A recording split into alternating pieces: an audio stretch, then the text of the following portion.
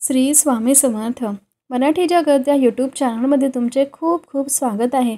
आजच्या व्हिडिओमध्ये आपण सूर्यदेवाला जल अर्पण करताना अशा कोणत्या गोष्टी आहेत की जे आपल्याला अजिबातच करायच्या नाहीत, कोणत्या गोष्टीकडे लक्ष ठेवायला हवं, तर याविषयीची माहिती व्हिडिओमध्ये बघणार आहोत। चला तर मग व्हिडिओला सुरुवात करूया। पहिल्यांदा चॅनलवर आले असल्यास चॅनलला सबस्क्राइब करायला विसरू नका।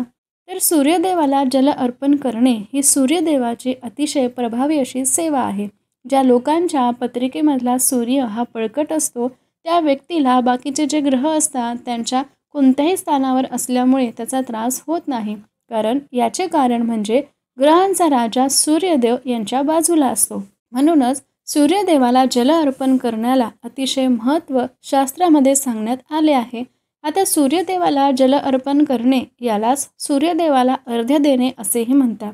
आता कोणत्या गोष्टी लक्षात ठेवायला हव्या, तर सूर्यदेवाला अर्घ्य देताना आपल्या दोन्ही हातांच्या ओंजळीने अर्घ्य द्यावे किंवा तांब्याच्या लोट्यानेच अर्घ्य द्यावे। कोणताही स्टीलचा उचलला, कोणताही जो हातात लागेल तो तांब्या तुम्हाला घ्यायचा नाही आहे, कारण तांब्याच्या लोट्याने सूर्यदेवाला अर्घ्य अर्पण केल्यास सूर्यदेवाचा आशीर्वाद आपल्याला लागतो असं शास्त्र सांगतं।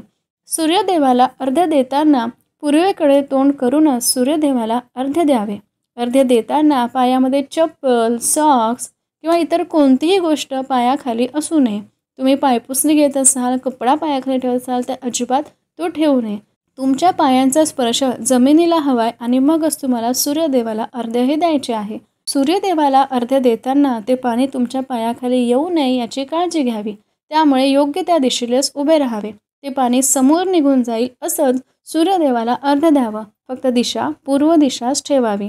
पण यावर एक उपाय म्हणजे तुम्ही अर्घ्य देताना खाली एक छोटी बकेट किंवा एखादा लोटा किंवा एखादं टोपलं काही पण खाली ठेवू शकता आणि सूर्यदेवाला अर्घ्य देऊ शकता। मग अर्घ्य देताना ते जे पाणी सांडलेलं असतं खाली बकेटीमध्ये उरलेलं असतं त्या पाण्याचं काय करावं, तर ते पाणी झाडांना टाकून द्यावं। त्यानंतर सूर्यदेवाला जल अर्पण करताना आपण जेव्हा तांब्याच्या लोट्याने जल अर्पण करतो तेव्हा आपल्या दोन्ही अंगठ्यांचा एकमेकांना स्पर्श होता कामा नये। आपले दोन्ही अंगठे हे बाहेर उघडलेले असावे आणि तो लोटा त्या हातामध्ये धरलेला असावा। त्यानंतर सूर्यदेवाला अर्घ्य म्हणजे जल अर्पण करण्याचा वेळ कोणता आहे, तर सूर्योदयानंतर 2 तासच हा वेळ असतो। हे अतिशय शुभ वेळ मानण्यात येते, त्यामुळे सूर्योदयानंतर 2 तासातच सूर्यदेवाला अर्घ्य द्यावे। तुम्ही जर का उशिरा देत असल्यास अर्घ्य अर्पण केल्यानंतर उशिरा अर्घ्य अर्पण केल्यामुळे सूर्यदेवाला क्षमा याचना करावी। त्यानंतर सूर्यदेवाला अर्घ्य देताना आवर्जून त्या तांब्याच्या लोट्यामध्ये एक लाल फूल टाकावे, अक्षता टाकाव्या आणि शक्य झाल्यास थोडासा चिमूटभर गूळ टाकावा।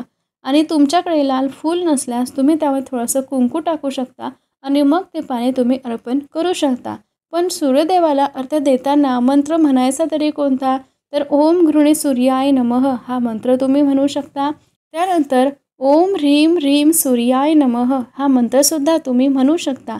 अशा प्रकारे सूर्यदेवाला जल अर्पण करताना कोणत्या गोष्टी लक्षात ठेवाव्या, कोणत्या चुका टाळाव्यात, त्याचप्रमाणे कोणता मंत्र म्हणावा याविषयीची संपूर्ण माहिती आपण आजच्या व्हिडिओमध्ये बघितली। ही माहिती तुम्हाला कशी वाटली ते सांगायला विसरू नका आणि अशाच नवीन माहितीपूर्वक व्हिडिओसाठी चॅनलला भेट देत राहा। व्हिडिओ आवडल्यास नक्की लाईक सबस्क्राईब करा। धन्यवाद।